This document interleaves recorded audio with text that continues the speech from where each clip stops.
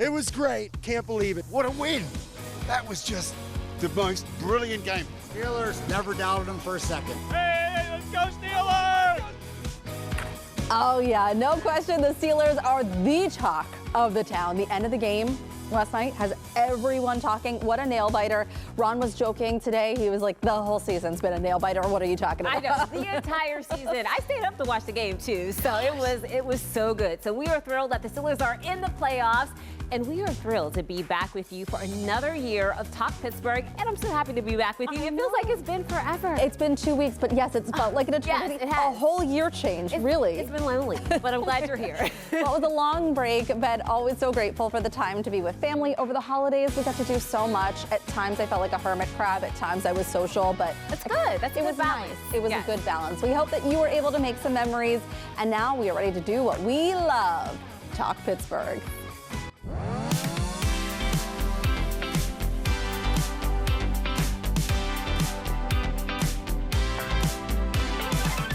All right, so for today, it's the unofficial return of sorts to the office for many people, spending the first Monday of the new year, heading back to work in normal routines. Maybe your kids went back to school, unless you called in sick due to staying up late for that game last night. We wanted to give you a bird's eye view with 3 of the local headlines that have people talking. Take a look. Pittsburgh's new mayor was sworn in just a couple of hours ago. Corey O'Connor spent part of the day Sunday getting his new office ready.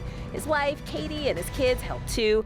So be sure to join KDKA News tonight for more of the celebration and a special sit-down interview with Andy Sheehan. Oh, and guess what else is new this year? Heather got a tattoo. She did it live this morning on TV. And PTO welcomed local tattoo artist Seth Holmes back to the Burgh after his run on Ink Master. Grab the moment by giving Heather her latest ink. How's that ink feeling? It's warm. Yes. It's warm. I thought about coming into work what I was going to wear, and so I wore like this sleeveless thing, and thank goodness I had this jacket because it's all wrapped up now. You showed it to me. It is beautiful. I can't believe excited. that you had actually, I can't believe that you did that. But I told you, you're my new inspiration for the year. It's like, just do it. Just do it. Why not? Yeah. You get one life, and as we talked about, as we were ending 2025, there are no medals. No. There are no awards at the end of it. It is simply you do what makes you happy, be a good person. I love that. And just do it. Just do it. You know what makes me happy though? What's that? Vision boarding. I know, it's weird. I'm kind of a nerd. Later this hour, we're going to learn about vision boards. It really got us thinking, what's in store for our year? What's our motto for 2026? You know, I thought about this a lot. I saw this video on Instagram where this woman said, okay, pretend that it's called the lemon test. You pretend that there's a lemon in your hand. So pretend like you're holding it. Okay, so you're holding your lemon. Now smell the lemon. Can you smell it? Yes. Really think about it. You're smelling. You smell the lemon. You smell the citrus. Yes. Okay. Now I want you to take a bite of it.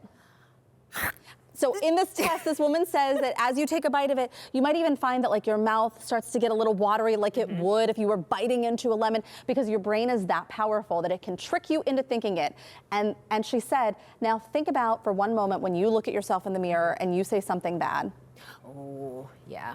Think about how powerful that is. How powerful those words are, yeah. So I think this year for me is to be kinder to myself, to talk about myself in a much kinder way, not only to me, but to other people. Instead of holding up this idea that as women, we need to be so humble and so little. No.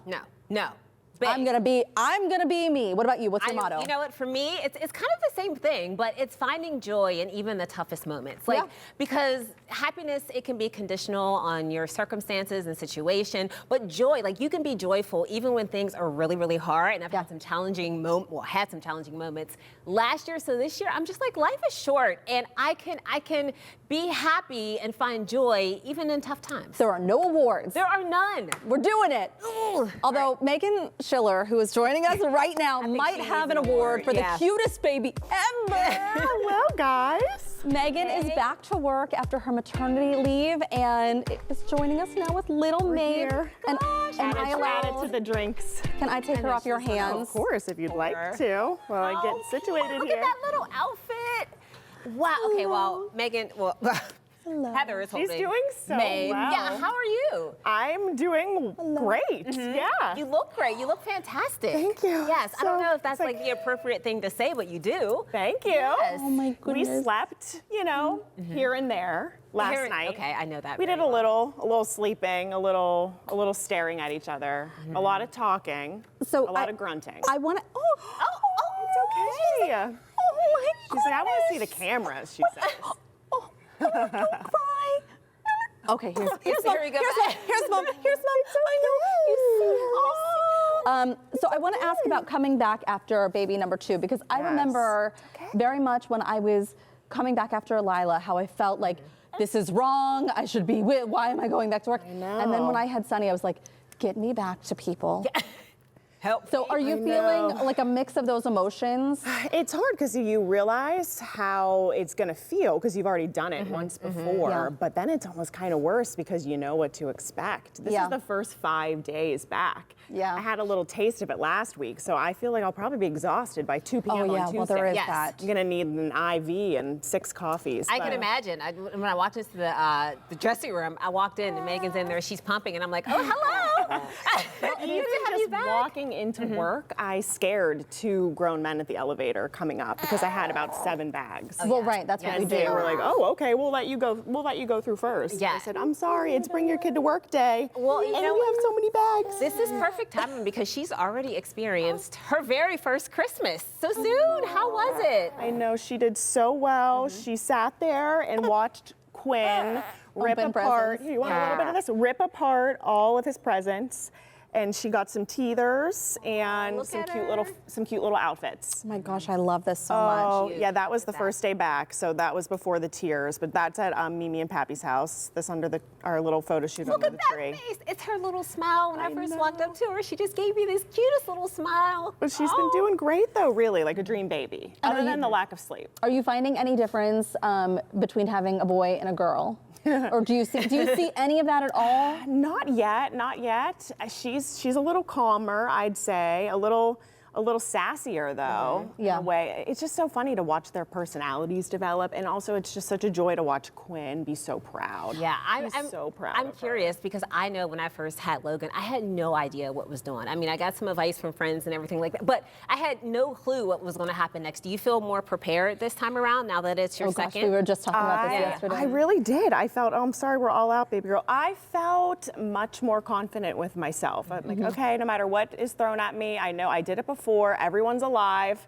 We're gonna do it. We're gonna be fine. I can't imagine, Heather, the third one. Geez, it would just be, Well, I mean, heck. You know you'd what? be I think great at it, you but- just roll with it. Yeah. You just roll with it. I mean, there's just chaos, and you just have to laugh it Yeah. off. By 3, I can imagine you're just like, whatever. I now understand, Heather, when I would call you and we'd be chatting after work when we were both on the morning shift, and there'd be kids like throwing things at your head, and you would be dodging and just be like, oh, nothing to see here. Don't And worry about it. Just now I ignore the understand. noise. Yes. Well, that's I would start, especially when everybody was really little.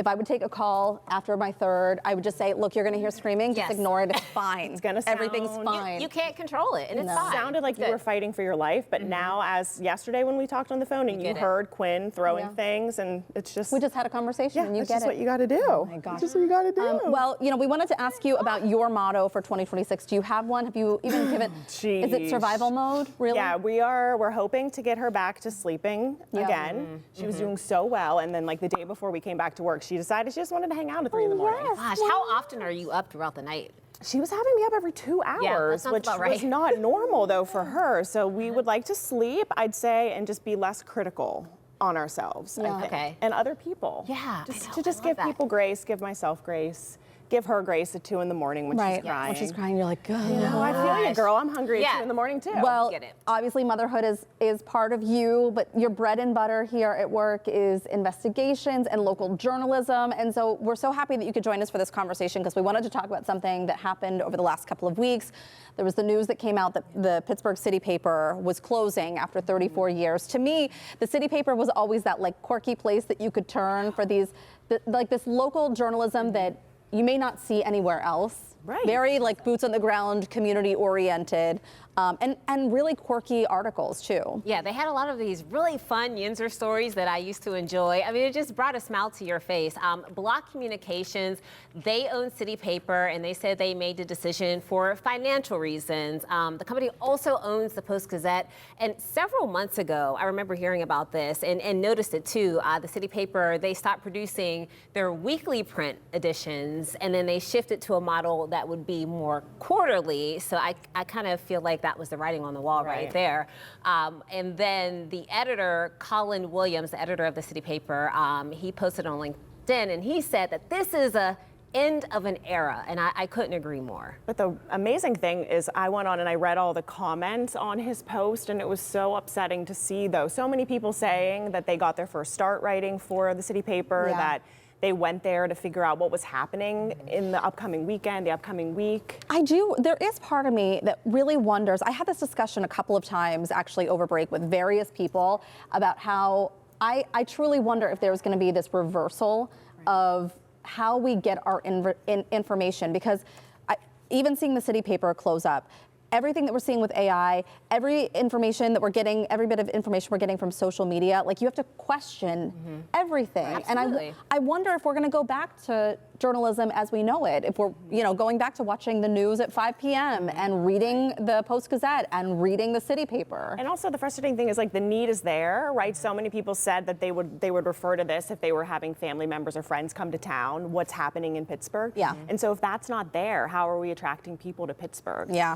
And then what happens until there's that appetite for it again, right? Is it going to be as if like, oh, I want to watch TV with no commercials, Well, and now we're all streaming? It's just AI slop. I got stuck watching these videos of cats as electricians. Oh my gosh. Right. And it's just like, is this what we're doing on the internet? I mean, sure, it's funny and cute, but like, what? Or your is parents happening? and sending them It's to almost you, not like, knowing that yeah, they are. and it's almost like how flip phones are Yeah. coming back. They're making a comeback. So I think People don't want to do it anymore. papers may come back too. Well, we are happy that you are back. for having me And thanks back, for bringing Maeve. She's Yes. adorable.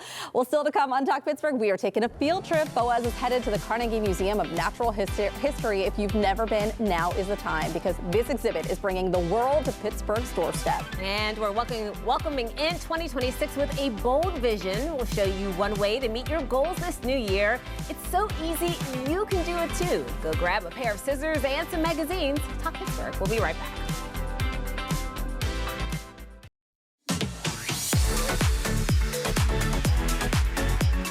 Now, you've heard of manifesting, where you imagine a goal becoming reality.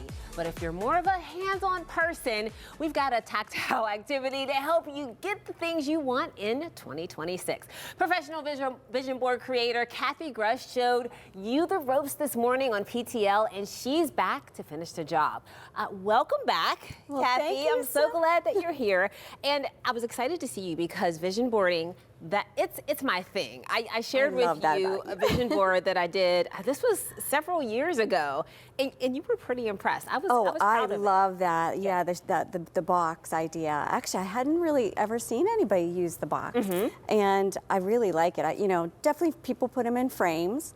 But I haven't really seen a box like that, and it's just, I mean, you could even put like little mementos in there along your way, along your journey that you've achieved, because it is a box, and I love that. It's just so pretty. I love decorating. Oh, I love it too. I know we're going to get started here making our very own vision board, Yes. but I do know that I refer back to this often because it helps me and it reminds me of what I want to do that year. What are the benefits, would you say, to making a vision board? Oh gosh, I think the biggest one is you're communicating your dreams and goals to all those people around you. Yeah. Because even the closest people that were around, often you're not really sitting down with them and talking about that.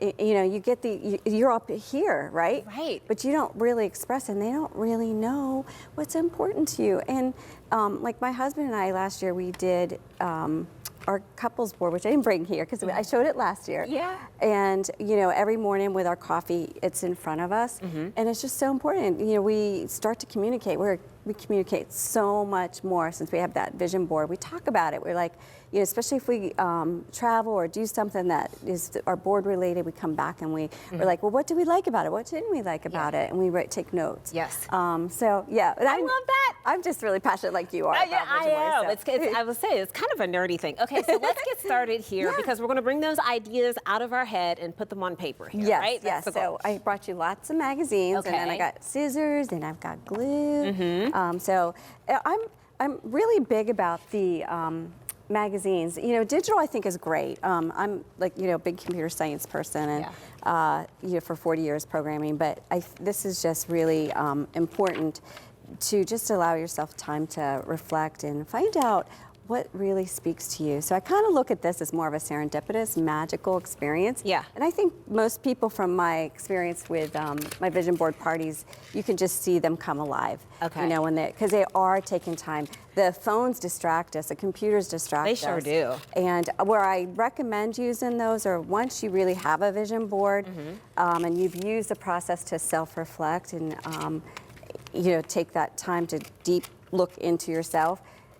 If you have specific things that come up, like you really want something specific, I think then it's really good to go onto the computer and do your Google search, because you can get like an image of that specific thing. I love that. I love that. Well, my vision for this year is joy. So anything that brings me joy. This lady looks like she's having a great time. She's traveling.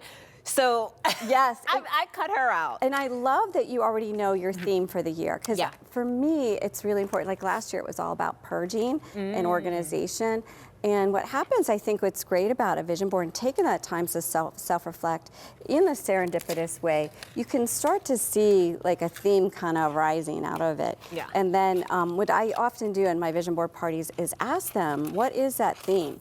Because it's so easy. Like last year, I would just carry around the word purge in my mind, and everything that I was doing had to line up with that. Is, you know, if I bought something, well, wait a minute, do I want to really bring that into my home? Yeah. Because I know what that process is of purging. And I know that sometimes it gets old and you don't want it anymore. And now you've got clutter. And then with clutter, you've got chaos and confusion and not clarity. And so I love that you have that word joy. All right. It drives you. Such a good reminder. Well, thank you so much. This is fun. I'm going to keep working on this. To learn more about vision partying and how to create your own vision board, you can head to our website, kdka.com/talkpittsburgh. Well, we've got the vision. Now let's eat. Heather's in the kitchen making a home-cooked meal. Oh yeah, my vision is that I'm hungry right now. And Chip and Kale is in our studio to show you how easy it is to cook your own healthy and energy-boosting meals at home. And they do all the heavy lifting for you. Talk Pittsburgh will be right back.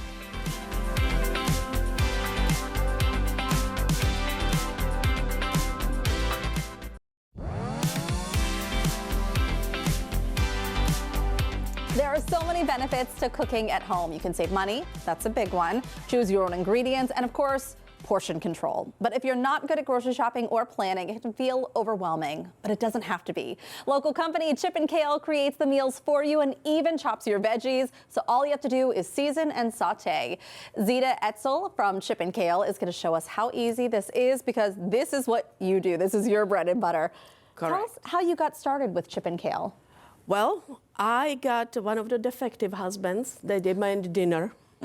And we have very busy schedule. Yes. And so I was planning meals. How can I make it in a really easy way and really quickly? So this is basically like some of the meal subscription kits that people have done before. We have tried a number of them, only you've taken away some of the things that the cons, basically. Correct. We have different schedules, different times, and sometimes he has to make dinner for himself. Right. So I tried to make it the easiest way for him, and I started for week planning. Yeah. And freezer was my savior. And so that's you actually brought these over here. Basically, correct. This is basically what we do. We pre-chop, pre-measure, and freeze. So you do not have to cook it immediately. So this is, I don't know if you can see this at home. I don't want to open the seal, but this is just frozen vegetables. So this is all contained. It's frozen. There's an ice pack in the back. And so this is going to help if you want to preserve it? You can't make it today. You can't make it tomorrow. It's vegetables, it's beans. You basically have it in your freezer for a really long time. You don't know what is for dinner. You put a blindfold on, reach in the freezer, pull up a bag. Nice and easy. And cook by the numbers. And so this one is a little bit more adventurous. And so you offer these different kind of options for people. You can go comfort, you can go adventurous. Yes. Yeah. Our menu changes weekly. So you order by Monday, you get your meals delivered on Sunday. Tuesday, it will be new menu, and you can choose whatever looks appealing to you. So this right here, what you have in your hands, is actually what's in this pot. And so what is this? This is mulligatawny soup. This is a little bit out of some people's comfort zone. But that's great. Even though it's very healthy, very simple ingredients, lentils, apples, and carrots. And it's very nutritious, very easy, and actually very tasty.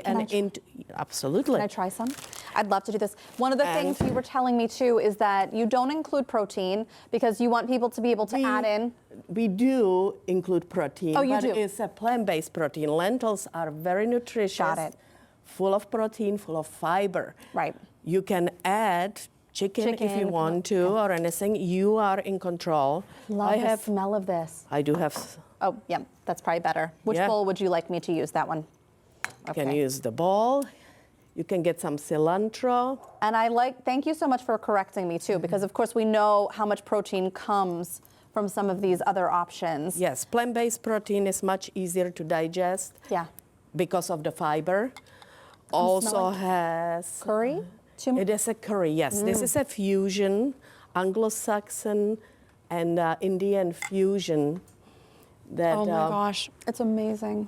That the British brought apples to India and the chefs didn't know what to do, so they came up with this soup. Oh my gosh, it is out of this world. And what do you have over here? While I take another bite of this. Yeah, so this is basically you introduce lentils into your diet. They are a nutrition powerhouse, and a lot of people are scared of lentils. Right. So you just don't look what is inside, or don't tell your husband what is inside. And this over here, you have a chicken pot pie minus the chicken. That is, again, the protein comes from the chickpeas. So again, very high in fiber, very high in protein. I'm gonna have to bring Mikey over a bowl of this, I think. And what do you have in the oven there working? And in the oven, I like to bake the crust on the side. For the chicken pot pie. It does cut on the time. So that you're not baking the whole thing. Yes, you can still do it the old-fashioned way if you like to find the crust, you know, that nice crunch and everything. Wonderful. But you still have wonderful buttery taste. Yeah. And every meal kit is for serving. So for us. For a whole family, yeah. For family or for us, it lasts 2 days. Lovely. So if you have the crust on the side, then you can keep it. It doesn't get soggy. Love it. Okay, I'm gonna bring this bowl over for Mikey, and we're gonna link you up to Chip and Kale on our website. Still to come on Talk Pittsburgh, we are sharing what we've been up to this holiday break in our family feed. And we just had some delicious, healthy food. So let's keep the conversation going. We're talking about health in the new year and how to keep your body strong and resilient as you age. That's next.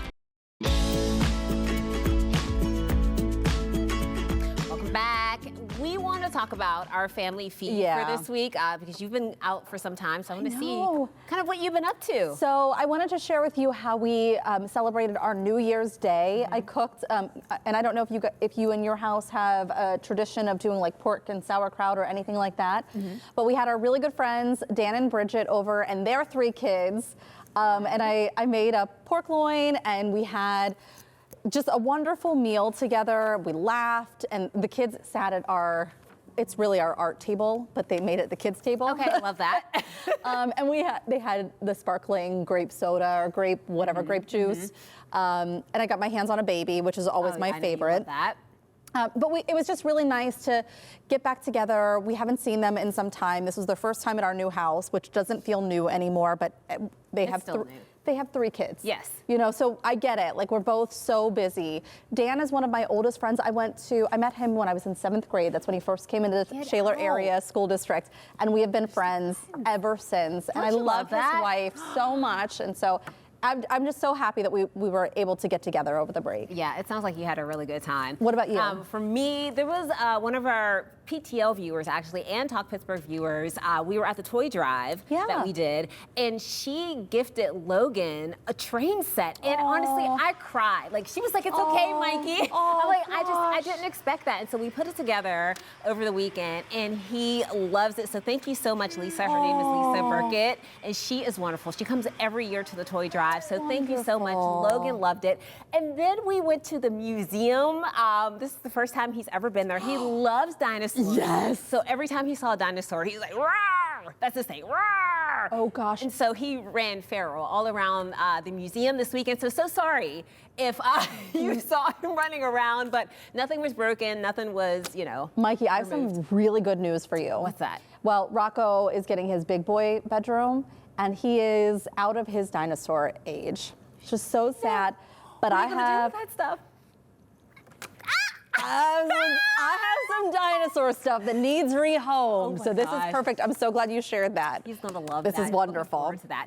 All right, well, it is the first week of the new year. You might be thinking about scheduling your appointments. Maybe you want to get your hearing checked. Maybe you want to get your vision checked. I think most people can relate that right around, like middle age, you start really feeling old and things start going wrong. But it turns out there's a tipping point when it comes to aging, and it's 75. So once you get past that age of 75, there's a study done on this in Canada. Pretty much things don't heal like they used to. You can't recover from injuries like you used to. I feel this already, and I still have a ways off from 75. It's but also I age do. 44, 50, and 60, those three ages. Well, I remember when that study came out and they said that these are like the big bursts of aging. Right. So we all think like, oh, I'm getting older, I'm feeling it more. But there are these bursts of aging that actually happen internally that you can't see. Right. Where your body, your like makeup is changing. And I feel it already. I will tell you, last time I had my eye appointment, which I'm coming up on a year, so I'm due for my next eye appointment. But I remember going and asking her how my nearsightedness looked. And she was like, oh yeah, you're fine. Okay. You don't need readers yet. I feel like I need, You need readers? I feel like I am there. I feel the same way. I think it's from looking at the teleprompter. Maybe. A lot, it's affecting me, but they just really quickly talked about how if you tackle it now, so healthy eating, lentils, working out, lentils. I got you some lentils over here, There Mikey. we go. We're on our way. I did. When I was making actually New Year's dinner, I had my glasses, like I was wearing glasses. I didn't want to put my contacts in. It's so freeing to not do a full face of makeup and all that stuff. Right. But I had my glasses and I wound up putting them on my head. Did you? Oh, so that I could read my instructions. You've arrived. You're there. It's okay then. Telling you. All right, well, still to come on Talk Pittsburgh, from ancient artifacts to everyday treasures. This exhibit proves every object has a story. We'll show you how the Carnegie Museum is bringing the world to Steel City. And are you feeling overwhelmed by the new year already? Let's hit the skies and do a little relaxing bird watching without leaving the sofa. We'll find out how well you know your bird calls. That's next.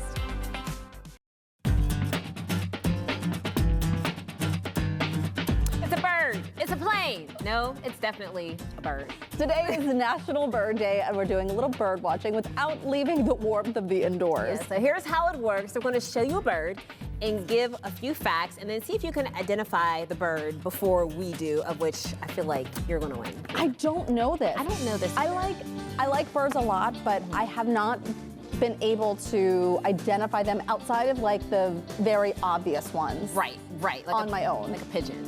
Or a mourning dove. I got Morning it. dove. You got it. A robin. Got it.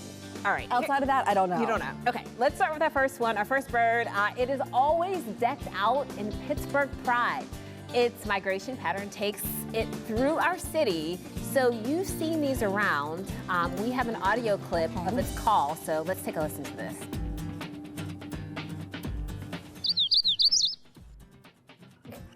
Okay. It looks familiar, and Okay. Should I try and guess? you should try and guess. I do think is it some kind of warbler? Am I saying that right? Oh, Is it some kind of warbler? I think that's correct. But you're also an honorary member of the bird Bird club? nerds. It's bird nerds. Okay. It's what is it? A magnolia? Look at that. I'm impressed. Okay, all right, let's do the second one. Okay, we're heading south. Our second bird is a Texas native. It lives in the tall grass of the coastal plains. Let me see this one. Oh, this is not what I thought. Okay. It's got some distinctive markings, as you can see there, including an orange circle on the side of its neck that's actually an air sac. It's related to a bird that people sometimes keep in their backyards for fresh eggs. So, Like a chicken? Wait. So it's interesting because based on the description, I thought that this was going to be a cowbird, which when we were out bird watching with Boaz, when we went out last year, if you remember that, they basically lay eggs in other birds' nests, but they hang out in like the grassy areas. So that one, it was on the bottom of the screen. What is it called? Okay, it's a prairie chicken. Okay, cool. All right, next up we have a video for our next bird. This was taken by meteorologist Ray Petland. I know this one. Was last week. It's native to Eastern and Central North America, and you've probably seen these in your backyard. This one is a female, and the males are bright red. It's a cardinal. It's a cardinal, yeah. It's a cardinal. That's the only reason when they said that the males are bright red, I would have. There you go. It's a cardinal. Okay. That one I know. Yes. And the blue jay, I know. Yes, I know that too. Our next bird spends spring in Nebraska, New Mexico, and Wisconsin. They are some of the closest surviving relatives of dinosaurs. What? On Earth, and they have been around for more than 2 million years. Is this some sort of crane or heron? It's not a. Oh. Ew. Is it a blue heron? No. Yeah. It's a crane. A crane. Huh. Crane. Wow. I'm impressed. Your bird knowledge is pretty good. I got two. Oh, well, I don't know. There are so many. There is a really cool app if you're interested. It's called the Merlin ID. I think that's what it's called. And someone else introduced me to this. But you can sit outside and, especially in the springtime, you might not get as many hits right now. Yeah. You can sit outside in the springtime and just hit record, and we'll pick up all of the sounds from the birds that are chirping around you, and it will identify them for you. Wow. And I think the more you do it, the more you get used to some of the sounds, and you can pick up on it. Sounds like a great time. Like wild. So much fun. Listen, I'm not in my 20s anymore. That's okay. I love Middle it. age. Good job, Heather. All right, coming up, did you know there's a local group right here in Western PA that rescues parrots? This National Bird Day, we are meeting some colorful companions. Don't fly away. Talk Pittsburgh. We'll be right back.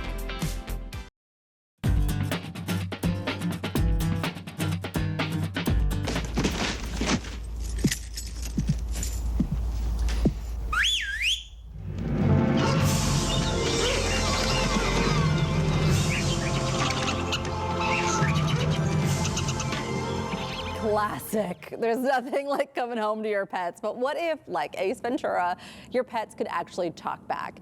Parrots don't just bring color to your home, they add a little conversation to your life. And since today is National Bird Day, we're catching up with a local rescue that's giving these amazing birds a second chance. Take a look. Well, I'm here with Sherry Johnson, the owner of Heart and Soul Parrot Rescue. This is so fun. What a way to kick off the new year. For people who don't know about Heart and Soul, who haven't seen you around at the Pet Expo, tell us a little bit about what you do. So we take in birds. They are the third most rehomed. So we take them in, we rehabilitate, we do adopt out, and we do education.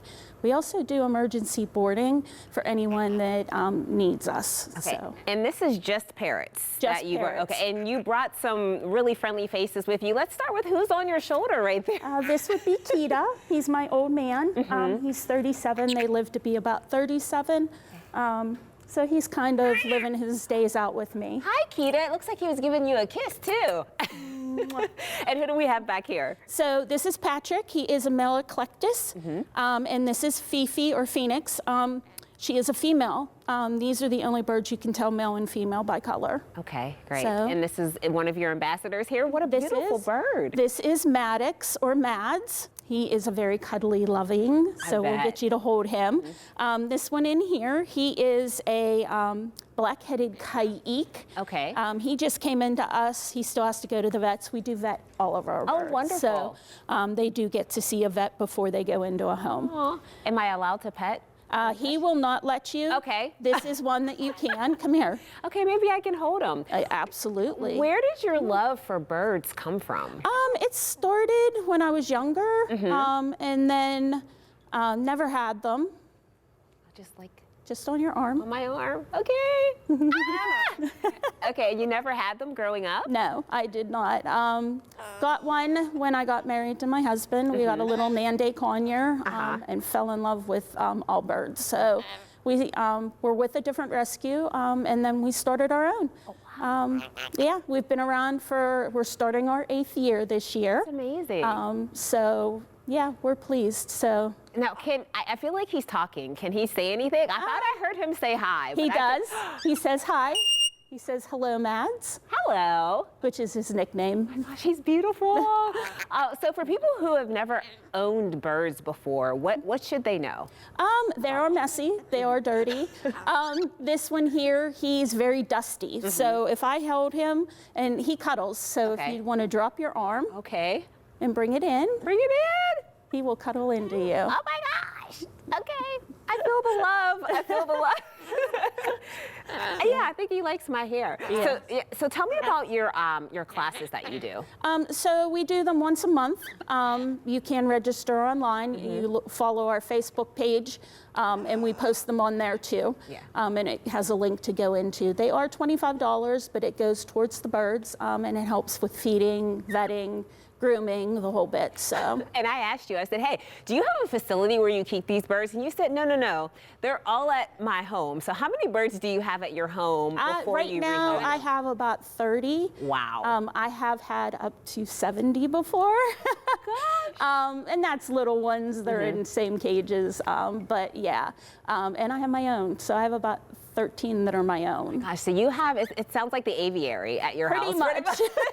Pretty much. Yeah, that's really amazing. And so how many parrots total have you rehomed? About 600. Oh my goodness. About over the 7 years that we've been doing this. Do you want to come over? Yeah. You can go up on the 600. About 600. Oh my gosh, that's amazing. Well, thank you for bringing all of these beautiful birds in. Thank you for having us. If anyone wants to reach out or get involved in any way, or even have you come to see them at a program or an event, what should they do? They can reach out to us. Our number is 412-748-1288. Yeah. That goes directly to my cell phone. Or they can reach us by Facebook, leaving a message. So, and we'll get back to them. Oh, that's wonderful. This was so much fun. Oh, thank you for having us again. Wonderful company. You can learn more about the Heart and Soul Parrot Rescue on our website, kdka.com/talkpittsburgh. Very cool. Still to come on Talk Pittsburgh, what do a centuries-old mask and a modern-day sneaker have in common? They both tell a story. Next, we are taking you inside an exhibit all about the objects that shape our lives.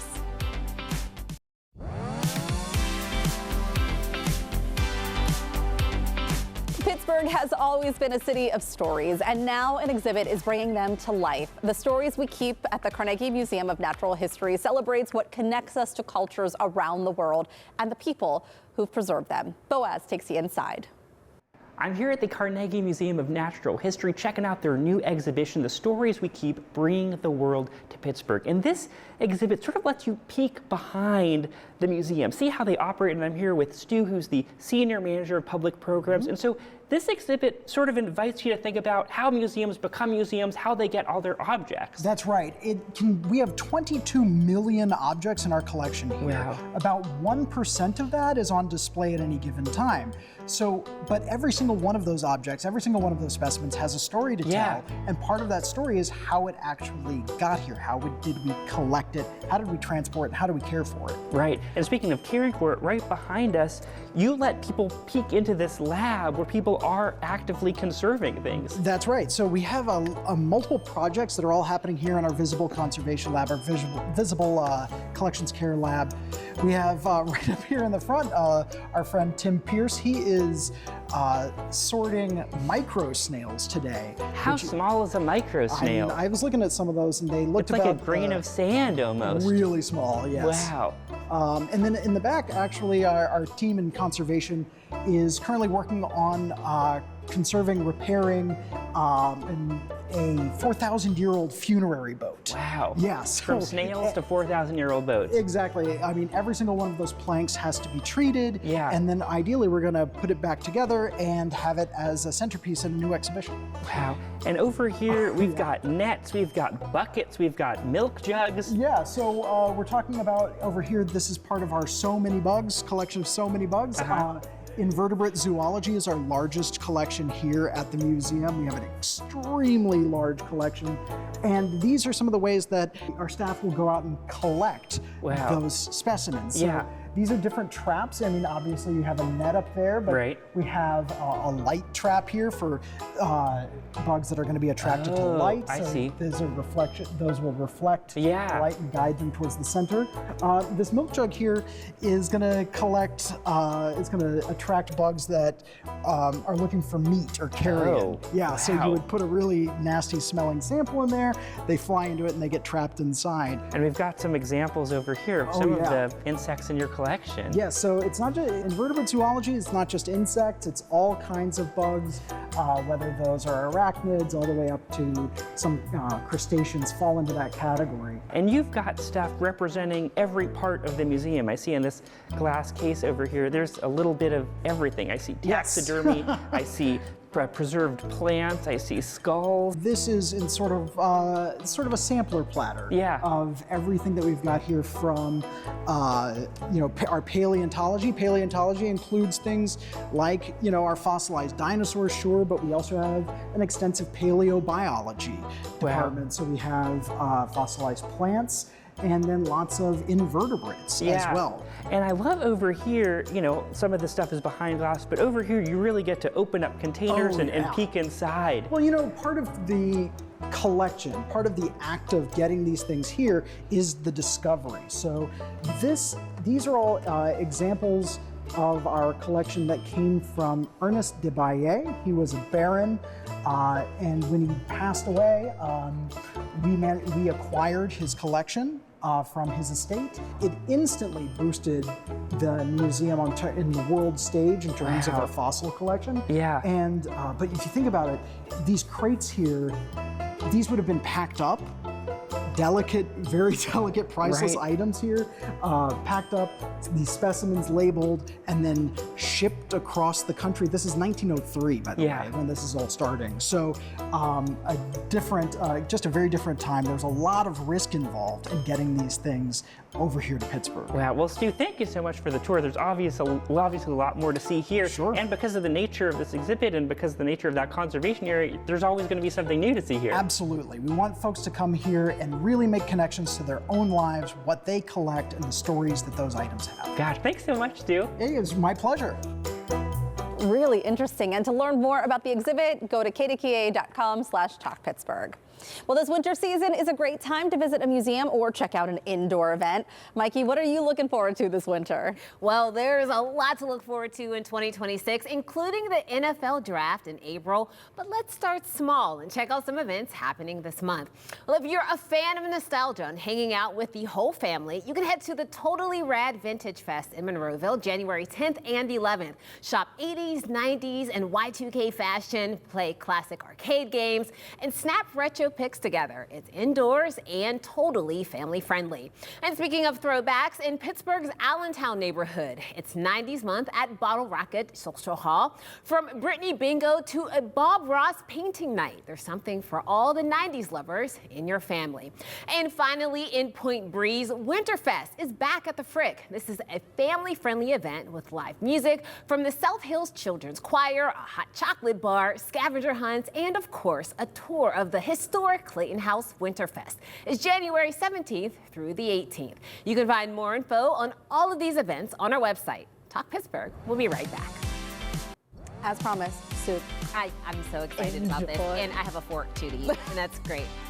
starting off the new year with all our utensils. Coming up tomorrow on Talk Pittsburgh, some serious girl power is taking over the studio. We're talking to wedding and event planner extraordinaire Alexis Allen about what it takes to throw unforgettable parties, even for pro athletes, and what wedding trends she's forecasting in 2026 that you can put to use. Looking forward to that, and this soup is delicious. And maybe you're saving up for that big wedding or a trip with your family this year. Tomorrow, a financial expert is here to start your year off right with 5 low-stress tips to keep your budget on track. And we're trying these bad boys.